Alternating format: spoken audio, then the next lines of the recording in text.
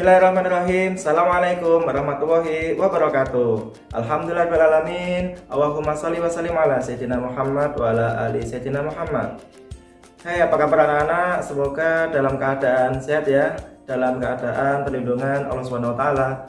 Oke anak-anak, hari ini kembali lagi belajar bersama saya Muhammad Hussein Arifuddin dalam pembelajaran bahasa Indonesia. Nah anak, untuk lebih jelasnya mari kita simak video berikut ini.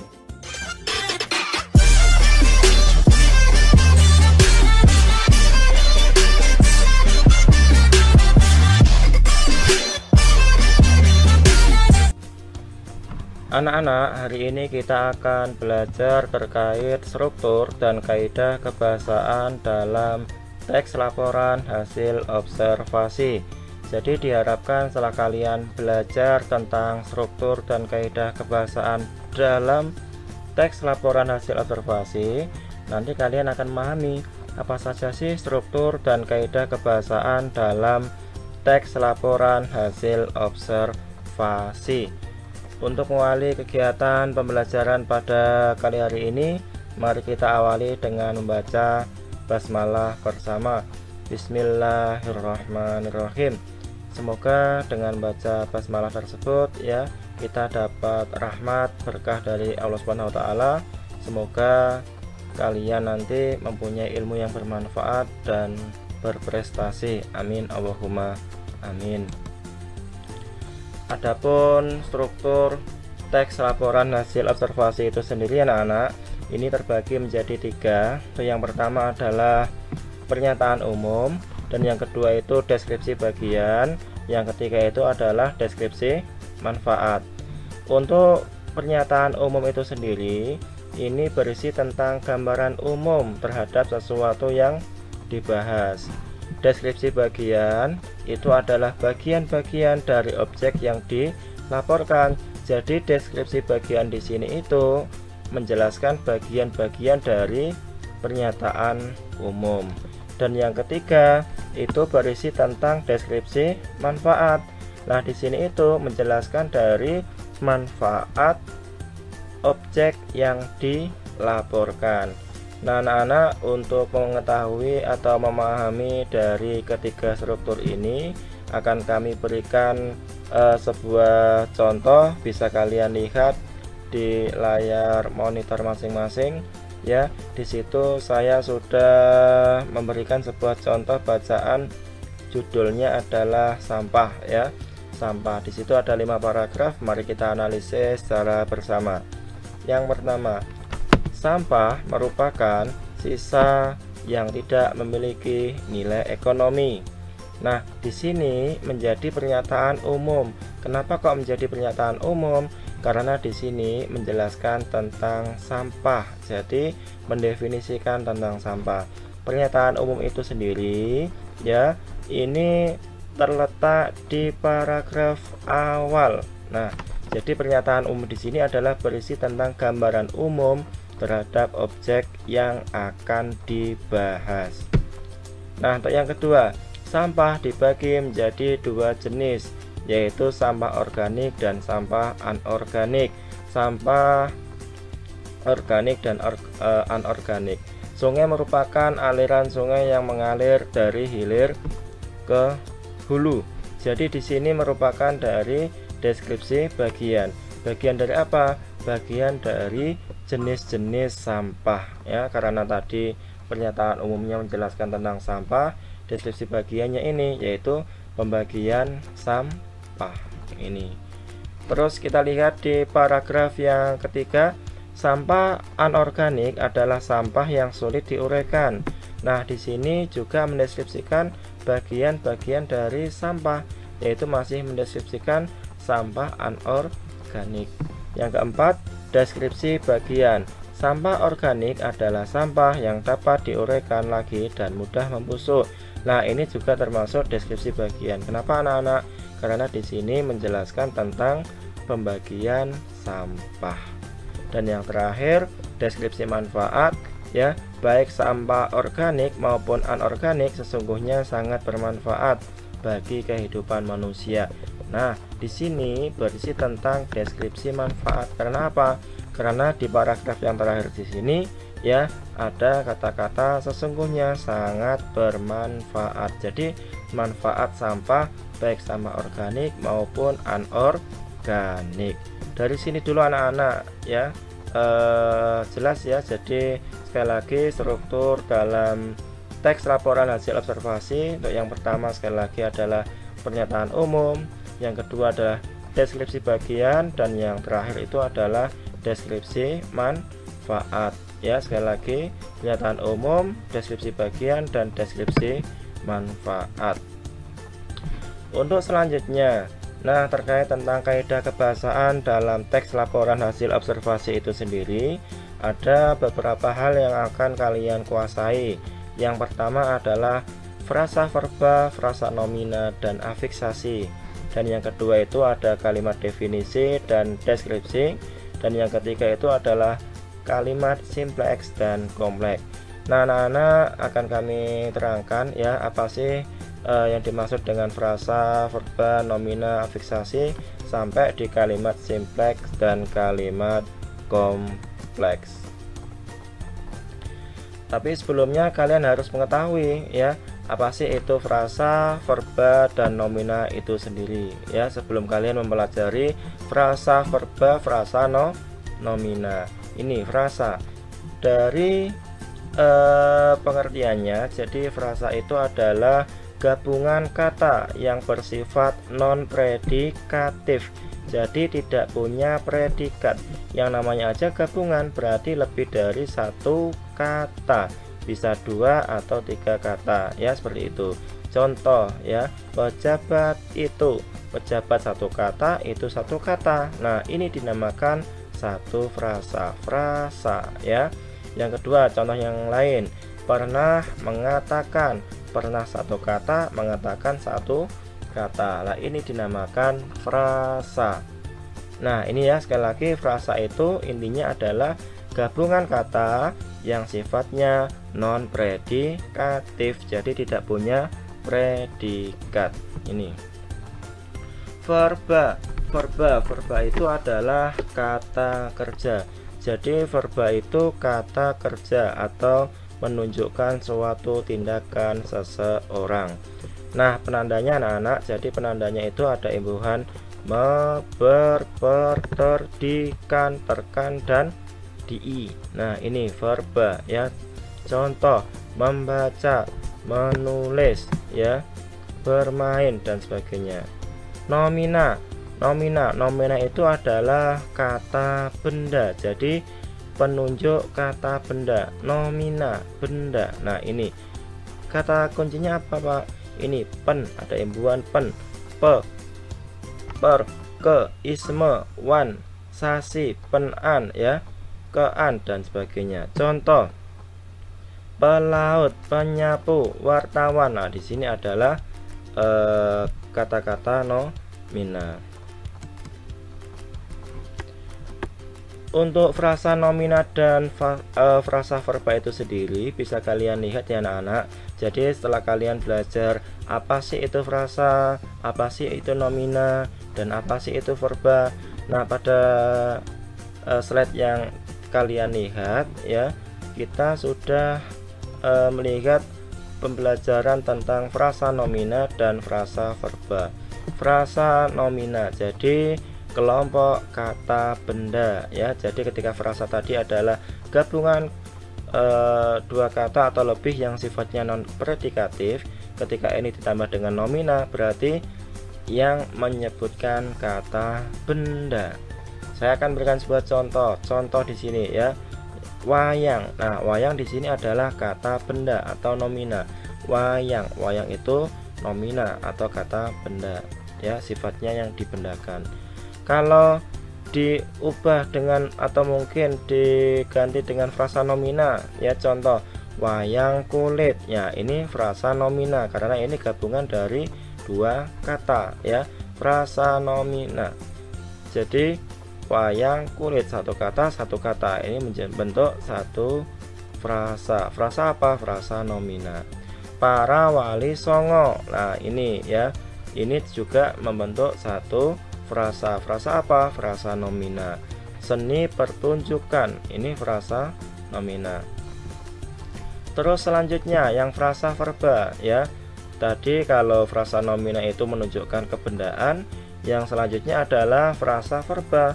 Frasa verba itu sendiri ya, kelompok kata yang menunjukkan kata kerja. Contoh, menetapkan. Menetapkan ini satu kata ya. Satu kata itu disebut dengan verba. Contoh yang lain, sudah membagi. Nah, kalau sudah membagi berarti ini gabungan dari satu kata menjadi dua kata, yaitu frasa verba. Mudah membusuk. Nah, membusuk di sini ini kan verba anak-anak. Ya, jika ditambah dengan mudah ini menjadi frasa verba. Dapat diuraikan. Nah, diuraikan ini menjadi kata dasarnya adalah verba ya, ditambah dengan kata dapat. Nah, di sini menjadi frasa verba. Nah, ada gambaran ya. Jadi membedakan antara frasa nomina dengan frasa verba. Ya, sekali lagi frasa nomina itu berkenaan dengan kebendaan, kalau frasa verba itu dengan kelompok kata kerja, seperti itu. Contoh dalam sebuah kalimat di sini ya, perkembangan terbaru dunia pewayangan menghasilkan kreasi berupa wayang suket ya. Ini kalau saya pilah-pilah perkembangan terbaru. Nah, di sini adalah frasa nomina. Dunia pewayangan ini frasa nomina. Menghasilkan kreasi ya, menghasilkan ini verba ditambah kreasi ya. Jadi di sini adalah frasa verba. Berupa wayang suket. Nah, ini adalah frasa nomina. Nah, anak-anak, itulah penjelasan dari frasa nomina dan frasa verba. Ada gambaran ya? Ya. Oke, selanjutnya. Untuk aspek kebahasaan selanjutnya yang kedua adalah afiksasi. Afiksasi itu sendiri adalah proses pengimbuhan kata. Jadi kata-kata berimbuhan itu disebut dengan afiksasi. Afiksasi itu sendiri terbagi menjadi 4. Yang pertama adalah prefix atau awalan, yang kedua adalah infix, yang ketiga adalah suffix, dan yang keempat adalah konfiks. Jadi prefix itu awalan ya. Imbuhannya apa? Ber, men, di, ber, pe, ke, ter, dan se. Contoh, berlari ya, bertambah lari, jadinya berlari, seperti itu. Infix itu adalah sisipan ya, sisipan itu berarti di tengah. Contoh, plus tali, jadinya temali. Jadi kata dasarnya tali disisipi dari imbuhan atau sisipan jadinya temali, seperti itu. Yang selanjutnya suffix. Suffix itu imbuhannya ada di belakang anak-anak. Jadi ada kan, i, anya, man, wan, wati, isme, is, if, ah. Contoh ya, sastra plus wan jadi sastrawan. Nah, ini contohnya ya, karena ini ada imbuhan yang berada di akhir ya, jadinya sastrawan, seperti itu. Kalau konfiks ini ada imbuhan dan akhiran, jadi ada awalan ada akhiran. Contoh, beran, kean, dan beran. Kean plus adil, keadilan. Jadi kata dasarnya adil dapat konfiks atau awalan akhiran ke, akhiran an. Nah, di sini jadinya keadilan. Itu anak-anak terkait afiksasi ya. Jadi sekali lagi afiksasi ada 4, prefix awalan, infix itu sisipan, suffix itu akhiran, dan konfiks itu adalah awalan dan akhiran.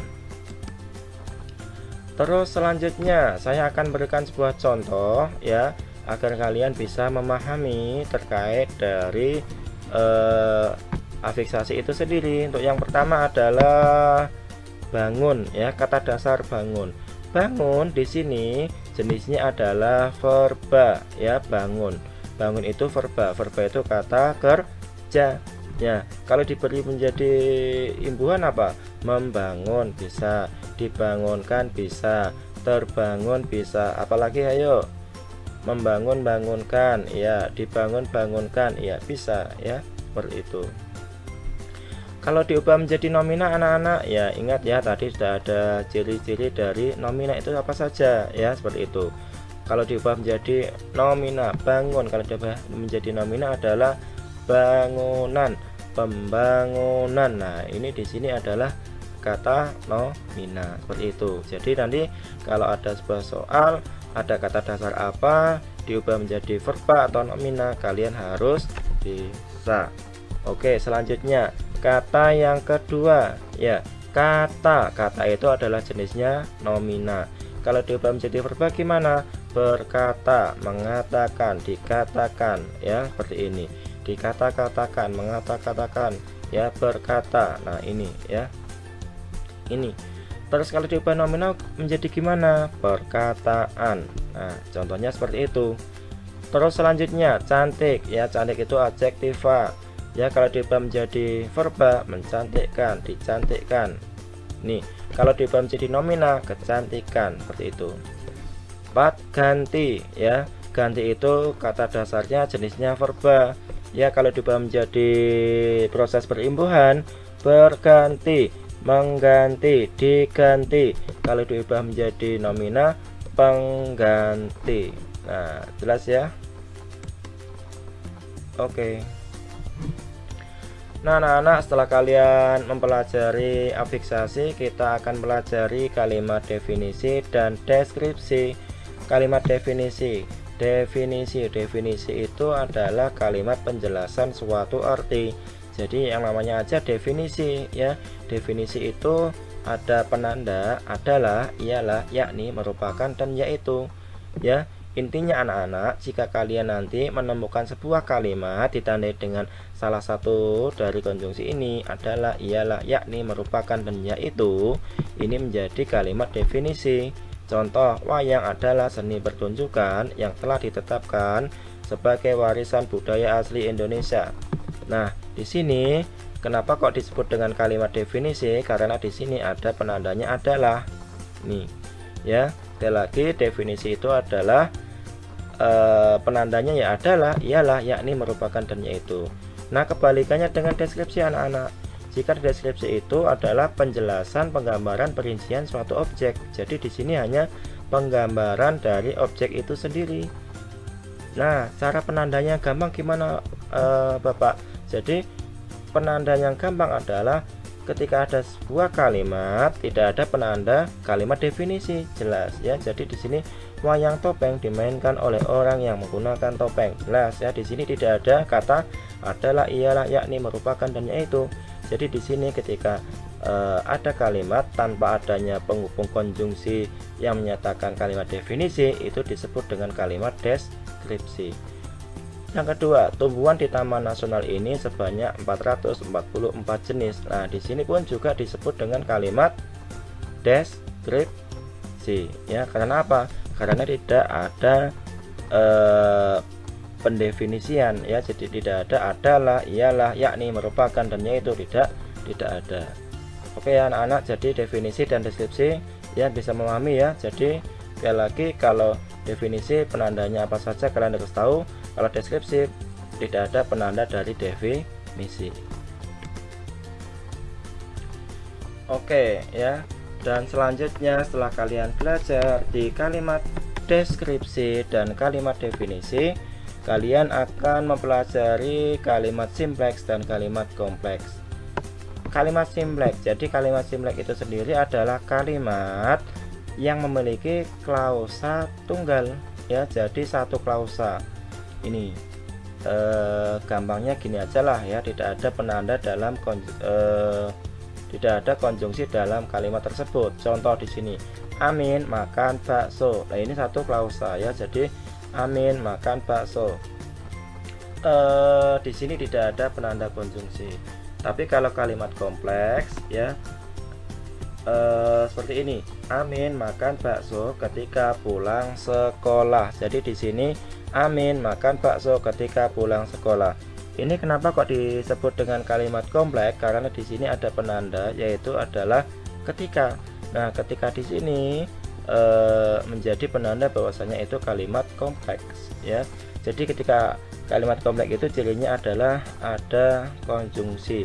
Amin makan bakso sebagai induk kalimat, ketika pulang sekolah sebagai anak kalimat. Seperti itu anak-anak ya.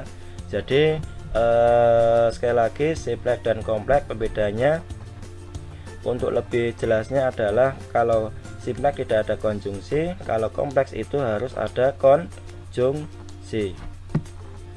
Nah, anak-anak terkait konjungsi ya, jadi untuk memahami dari kalimat simplex dan kompleks itu sendiri, kalian harus paham itu konjungsi. Nah, saya akan menerangkan sedikit ya konjungsi agar kalian nanti paham. Oh, ini adalah kalimat simplex, oh ini adalah kalimat kompleks, seperti itu. Jadi konjungsi itu sendiri terbagi menjadi 3 anak-anak. Yang pertama adalah konjungsi koordinatif, yang kedua adalah subordinatif, dan yang ketiga itu adalah korelatif. Nah, subordinatif jadi di sini adalah penunjukan fungsi kesetaraan, jadi pemilihan, penambahan, perlawanan. Jadi koordinatif di sini ya hanya 3, jadi hanya 3 saja, tidak boleh lebih ya. Pemilihan, penambahan, perlawanan. Ini konjungsinya adalah atau, dan, tetapi. Nih. Yang kedua adalah konjungsi subordinatif. Jadi ini menyatakan hubungan bertingkat ya, pengandaian, tujuan, syarat, pemiripan, penyebaban, konsesif, akibat, penjelas, dan waktu. Pengandaian ya, ini macamnya banyak ya. Seandainya, andai kata, andai, lah ini pengandaian. Kalau tujuan ya, tujuan ya, agar, supaya, lah di sini adalah jenis konjungsi tujuan. Syarat ya, jika, nah ini contoh dari syarat. Pemiripan ini seolah-olah, jadi pemiripan di sini adalah seolah-olah. Penyebaban ya, sebab. Konsesif ya, walaupun, meskipun. Walaupun hari ini sedang pandemi, anak-anak tetap rajin belajar. Nah, ini adalah konsesif. Akibat ya, akibat. Penjelas ya, bahwa ya, waktu, jadi setelah, sebelum, selanjutnya. Nah, ini adalah hubungan bertingkat. Dan yang terakhir ini adalah konjungsi korelatif. Nah, konjungsi korelatif di sini terdiri dari 2 bagian yang dipisahkan oleh salah satu kata yang dihubungkan. Nah, anak-anak terkait untuk konjungsi korelatif itu sendiri yang sering keluar di dalam sebuah soal itu poin 1 dan poin 3 ya. Jadi ketika ada konjungsi tidak hanya, ini pasangannya adalah tetapi juga. Diingat-ingat ya, tidak hanya itu pasangannya tetapi juga. Kalau bukan hanya, itu pasangannya adalah melainkan juga. Jadi sekali lagi, bukan hanya itu dengan melainkan, tidak hanya itu dengan tetapi juga. Ya, contoh, tidak hanya siswa perempuan, siswa laki-laki pun juga harus menaati peraturan sekolah. Nah, ini ya, tidak hanya itu dengan tetapi juga, bukan hanya itu dengan melainkan. Pak, kalau tidak hanya dengan melainkan gimana? Ya, tidak tepat ya. Pak, kalau bukan hanya dengan tetapi juga gimana? Tidak tepat, seperti itu anak-anak. Jadi diingat-ingat sekali lagi, tidak hanya itu dengan tetapi juga, bukan hanya itu dengan melainkan juga. Nah, anak-anak terkait untuk konjungsi ya, itu yang bisa saya sampaikan. Jadi sekali lagi ada koordinatif, subordinatif, dan korelatif. Nah, untuk koordinatif itu sendiri, jika nanti ada pertanyaan tentang kalimat majemuk ya, kalau kalimat majemuk setara ya atau kesetaraan, berarti konjungsinya ini adalah ini koordinatif ya. Tapi untuk kalimat majemuk bertingkat ya, ini menggunakan konjungsi subordinatif ini. Jadi nanti kalian harus paham ya, minimal dari konjungsi koordinatif, subordinatif.